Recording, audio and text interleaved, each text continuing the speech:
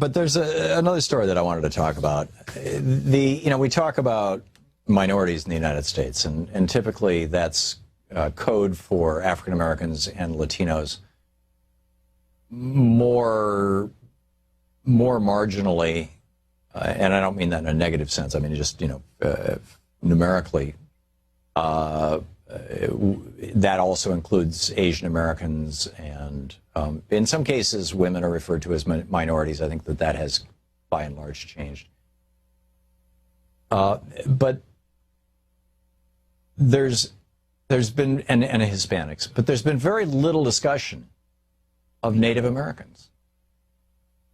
And Native Americans are not only, a minority in North America right now, but they were the original people here. We stole this country from them. We being white Europeans stole this country from Native Americans. And in the process of stealing the country, we slaughtered, we robbed, we raped, we pillaged, the devastation in the name of God and manifest destiny and just plain old theft and greed of tribe after tribe after tribe across this country. One of the really amazing things to do when you come to Washington, D.C. to visit this beautiful city, the District of the Goddess, is to go to the Native American Museum. And you will get it. This country was fully occupied. Fully occupied. Coast to coast, top to bottom. There wasn't a spot, a habitable spot anyway, where you didn't have Native American communities. Now, they might have had in the more hostile areas, like the desert of Nevada, you had the Shoshone, where your population density was, 100 people per square mile.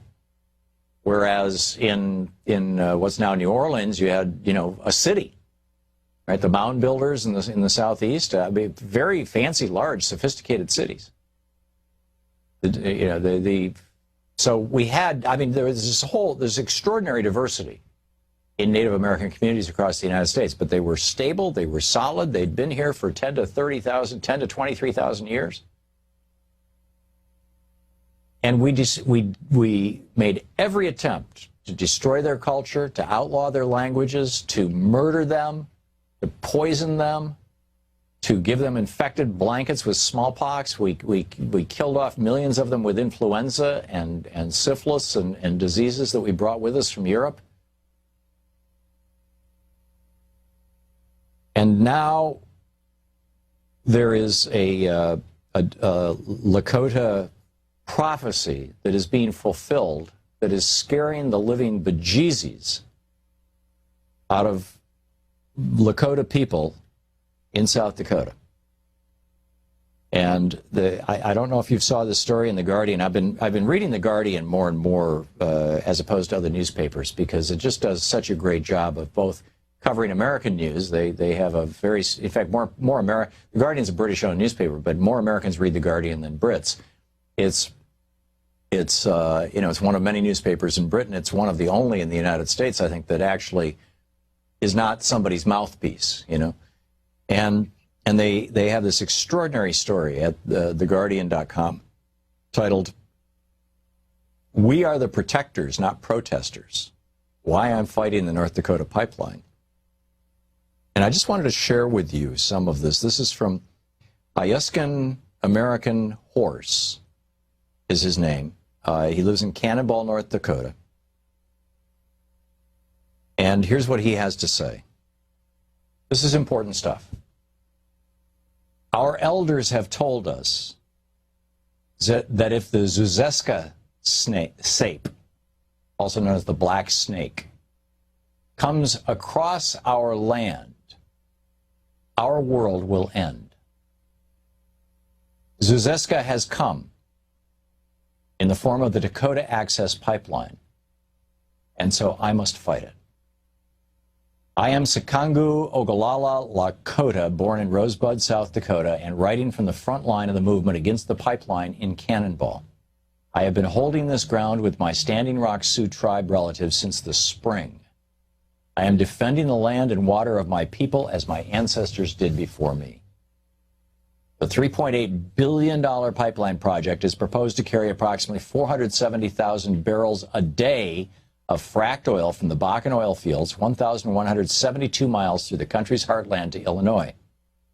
The pipeline will cross the confluence of the Cannonball and Missouri rivers, where it threatens to contaminate our primary source of drinking water and damage the bordering indigenous burial grounds, historic villages, and Sundance sites that surround the area in all directions.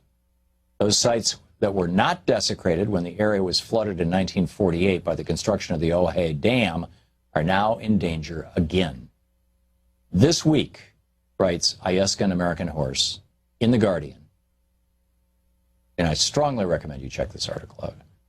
This week, I have witnessed pipeline construction tear its way toward the water of the Missouri River, which flow into the Mississippi, threatening to pollute the aquifer that carries drinking water to 10 million people. I have seen where their machines clawed through the earth that once held my relatives' villages. I have watched law enforcement officials protect the oil industry by dragging away my indigenous brothers and sisters who stood up for our people. The fact that Energy Transfer Partners, the company behind the pipeline, would use the word Dakota, which in our language means friend or ally, in the name of its project is disrespectful. This pipeline is a direct threat to all Dakota, Lakota, and Nakota people, especially our future generations. And we are not the only ones. We know that burning this oil is changing our climate, and indigenous people all over the world are bearing the brunt of the catastrophes that it causes. He goes on to say, this pipeline poses strikingly similar problems to those posed by the now-defeated Keystone XL. It's received only a fraction of the attention from mainstream media and big environmental groups. On July 26, we were surprised to learn that the North Dakota permits were approved by the U.S. Army Corps of Engineers to run the pipeline within a half-mile of our reservation. My tribal leaders have said that this was done without consulting tribal governments and without a meaningful study of the impacts that it will have. This is a violation of federal law and, more importantly, of our treaties with the U.S. government, the supreme law of the land. And you will note the Constitution does say that treaties actually supersede laws.